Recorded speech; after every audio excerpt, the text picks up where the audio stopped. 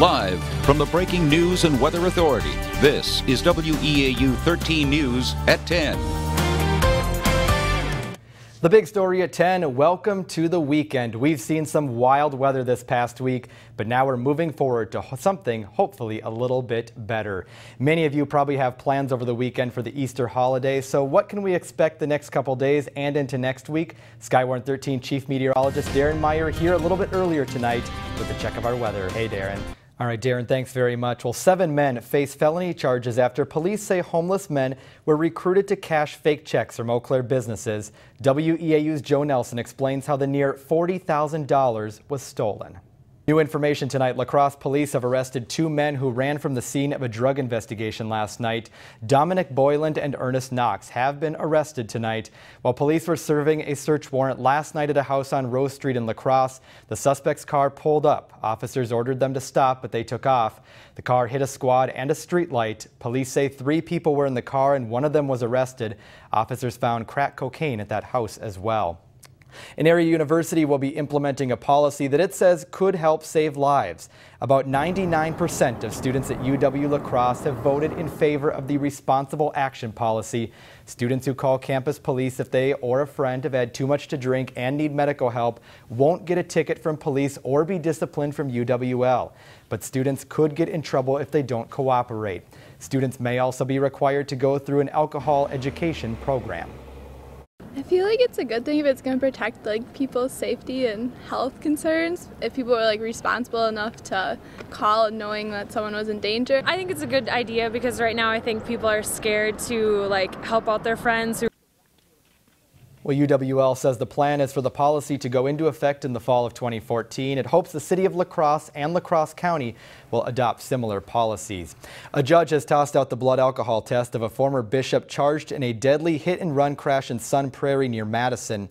The judge ruled that prosecutors can use blood drawn from him after the crash. Former Lutheran Bishop Bruce Burnside is charged with homicide by intoxicated use of a vehicle. The crash happened near Madison about a year ago. Officers say a Sun Prairie woman was jogging when she was hit and killed. The judge found the officer who did the sobriety test couldn't have reasonably suspected that Burnside had been drinking. A federal appeals court has upheld Governor Scott Walker's restrictions on public unions. A court ruling today says the U.S. Constitution doesn't force the states to maintain policies that let certain associations thrive. It affirms a similar ruling from a U.S. district judge in September. 2 unions sued in 2011, saying the law violated their rights to free assembly and equal protection. The law stripped most public workers of most of their collective bargaining rights, causing widespread protests across the state. New at 10, a truck is pulled from the Chippewa River this evening after it somehow rolled into it. Take a look at this video. The Eau Claire Police Department says the truck was parked in a nearby driveway with the parking brake on when it rolled into the river. No one was inside the truck at the time. They say it floated down the river about a block before getting hung up. The fire department was called in and helped attach a rope in order to pull it out. A section of Market Street and part of the bike trail had to be blocked off tonight as that truck was being removed. The city of Eau Claire wants people to watch out for possible trail closures near the Chippewa River, despite a lower river level. As of 7 this morning, the Chippewa River at Grand Avenue was about 9 feet below flood stage. The Chippewa River Trail is open.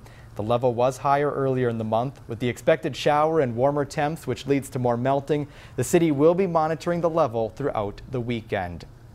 Well, astronomers say they've discovered the first Earth-sized planet orbiting a star in what they call the habitable zone.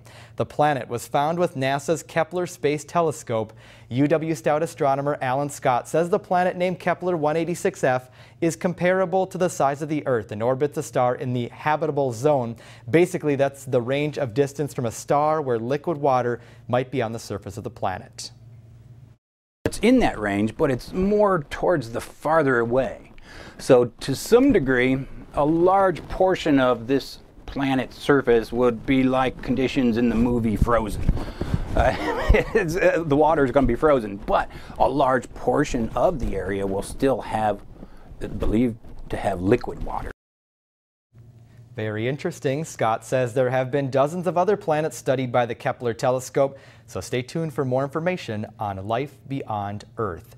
Well, the Packers tailgate tour was in western Wisconsin tonight. It made stops in Superior, Hayward, Spooner, and Rice Lake earlier today, including a few surprise visits. It stopped at the Norski Nook in Rice Lake, a hospital in Spooner, and earlier at a tailgate party at the Barron County Fairgrounds.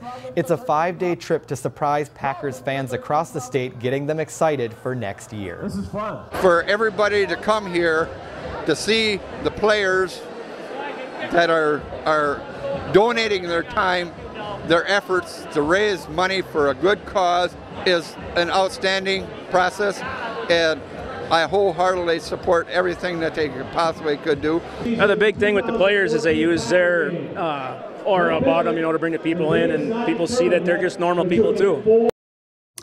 Well, the Packers donated more than $4,000. All donations will go to the Benjamin's House, an emergency shelter in Rice Lake. This year is the 9th annual tailgate tour. I was going to say, I suppose those upper 60s and 70s are very welcome for our folks up north where they saw all that snow fall earlier this past week. Absolutely. Yes. But yes. That'll also help to melt that off pretty quick. So yes. I think they'll be happy about that. Let's get it out of there, right? Exactly. Yeah. Darren, thanks very much. And Easter is on its way. Coming up after the break, we'll show you how a helicopter got a lot of kids and adults excited about the holiday.